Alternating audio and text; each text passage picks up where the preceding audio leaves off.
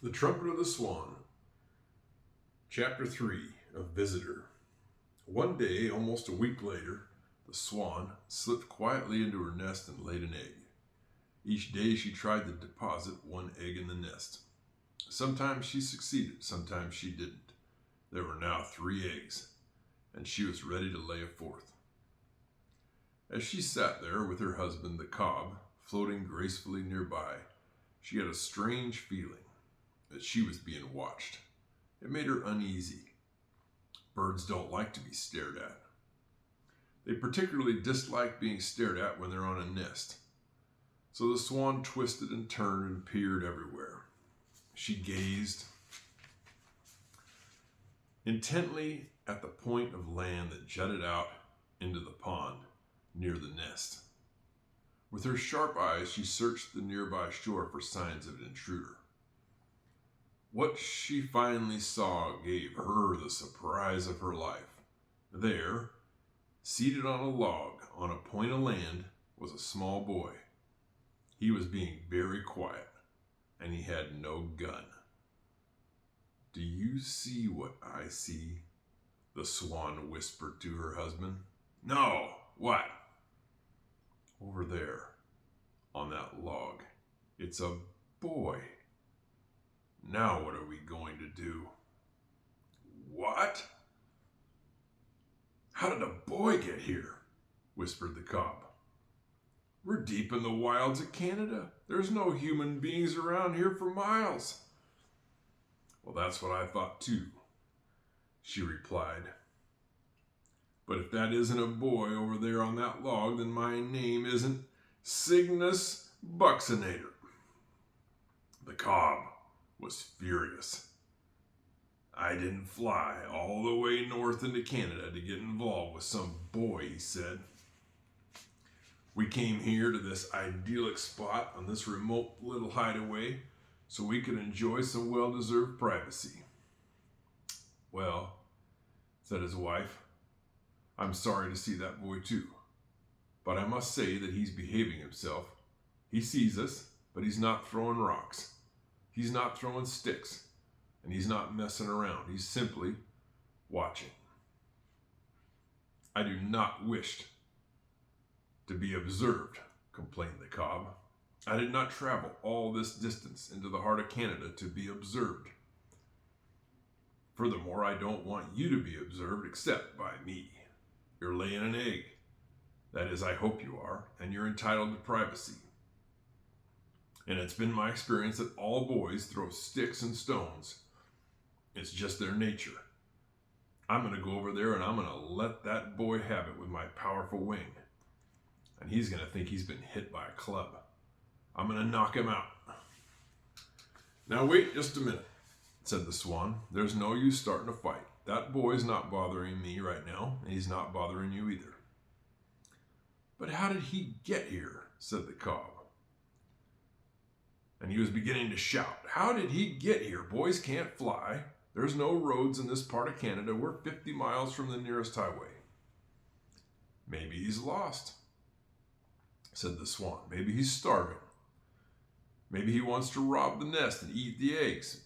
But I doubt it. He doesn't look hungry. Anyway, I started the nest. I got 3 beautiful eggs. The boy's behaving himself.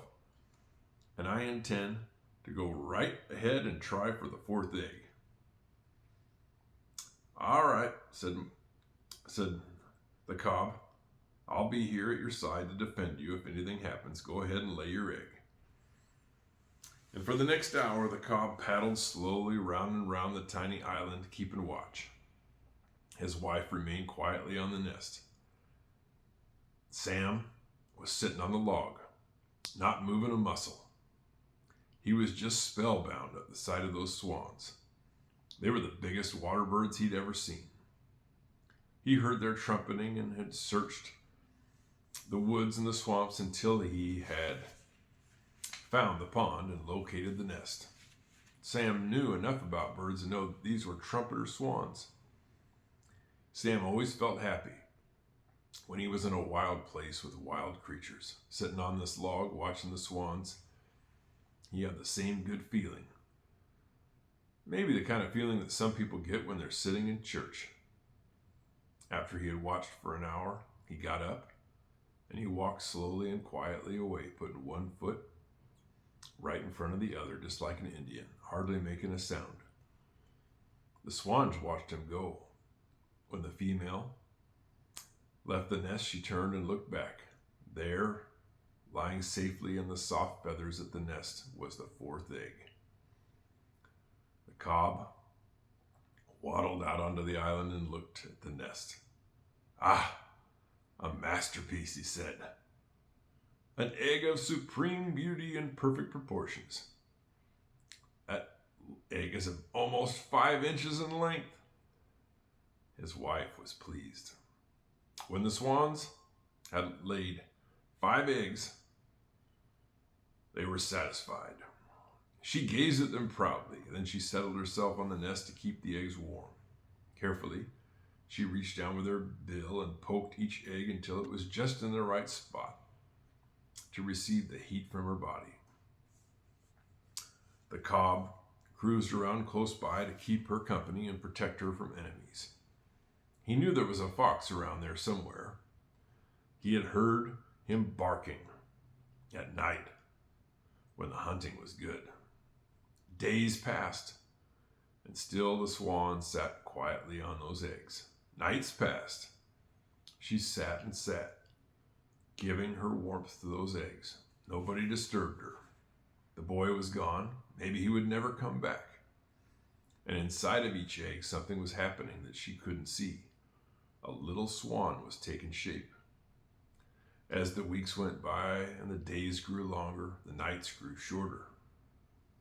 When a rainy day came, the swan just sat still and let it rain.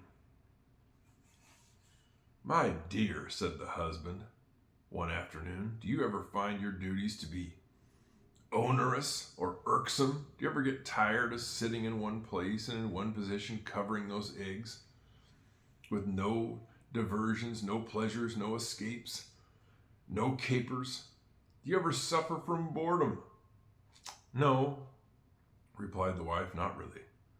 "Isn't it uncomfortable just to sit on eggs?" "Yes, it is," replied the wife. "But I can put up with a certain amount of discomfort for the sake of bringing these young swans into the world." "Do you know how many more days you got to sit?" he asked. "I haven't got any idea," she said, "but I notice that the ducks at the other end of the pond have hatched out their young ones. And I noticed that the red-winged blackbirds have hatched theirs too. And the other evening I saw a striped skunk sitting on the shore, and she had 4 little skunks with her. So I think that it must be getting near the end of our time. With any luck, we'll soon be able to see our children, our beautiful little cygnets." "Don't you ever feel the pangs of hunger or suffer from the tortures of thirst?" asked the cob. "Well, yes, I do," said his mate. "As a matter of fact, I could use a drink right now." The afternoon was warm and the sun was bright.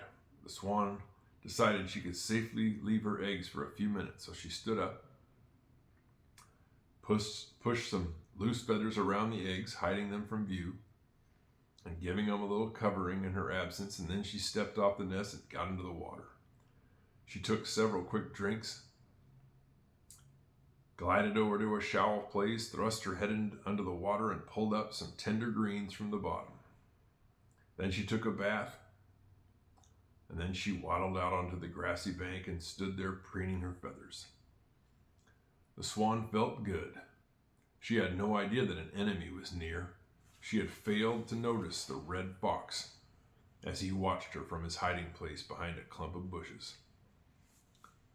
The fox had been attracted to the pond by the sound of splashing water. He hoped that he would find a goose. Now he sniffed the air and smelled a swan. Her back was turned, so he began creeping slowly toward her. She would be too big for him to carry, but he decided he'd kill her anyway, and at least get a taste of that swan blood. The cob, her husband, was still floating on the pond, and he saw the fox first. "Look out," he trumpeted. "Look out for the fox, who's creeping toward you even as I speak. His eyes are bright, his tail is bushy, and his mind is lusting for blood. His belly is almost touching the ground. You're in grave danger. We must act immediately." While the cob was making his elegant speech of warning, something happened that surprised everybody. Just as the fox was about to spring and sink his teeth into the swan's neck, a stick came hurtling through the air. It struck the fox right on the nose, and he turned and ran away. The two swans couldn't imagine what had happened. They noticed a movement in the bushes, and out stepped Sam Beaver, the boy who had visited them a month ago. Sam was grinning. In his hand he held another stick in case the fox should return, but the fox was in no mood to return. He had a very sore nose, and he'd lost all his appetite for swan blood. "Hello," said Sam in a low voice. "Coo-hoo, coo-hoo," replied the cob. "Coo-hoo," said his wife. The pond rang with the trumpet sounds. Sounds of triumph over the fox, sounds of victory and gladness. Sam was thrilled at the noise of the swans, which some people say is like the sound of a French horn. He walked slowly around the shore to the little point of the land near the island and sat down on his log. The swans now realized beyond any doubt that the boy was their friend. He had saved the swan's life. He'd been in the right place at the right time, with the right ammunition. The swans were grateful. The cob swam over toward Sam, climbed out of the pond, and stood close to the boy, looking at him in a friendly way and arching his neck gracefully. Once he ran his neck far out cautiously and almost touched the boy. Sam never moved a muscle. His heart thumped from excitement and joy. The female paddled back to her nest and returned to the job of warming the eggs. She felt lucky to be alive. That night, before Sam crawled into his bunk at his camp, he got out his notebook and found a pencil, and this was what he wrote. "I don't know of anything in the whole world more wonderful to look at than a nest with eggs in it. An egg, because it contains life, is the most perfect thing there is. It's beautiful and mysterious. An egg is a far finer thing than a tennis ball or a bar of soap. A tennis ball will always just be a tennis ball, and a bar of soap will always be just a bar of soap until it gets so small nobody wants it and they throw it away. But an egg will someday be a living creature. A swan's egg will open and out will come a little swan. A nest is almost as wonderful and mysterious as an egg. How does a bird know how to make it? Nobody ever taught it. How does a bird know how to build a nest?" Sam closed the notebook and said goodnight to his father, blew out the lamp, and climbed into his bunk. He lay there wondering about how a bird knows how to build a nest, and pretty soon his eyes were closed and he was asleep. And that's the end of chapter 3.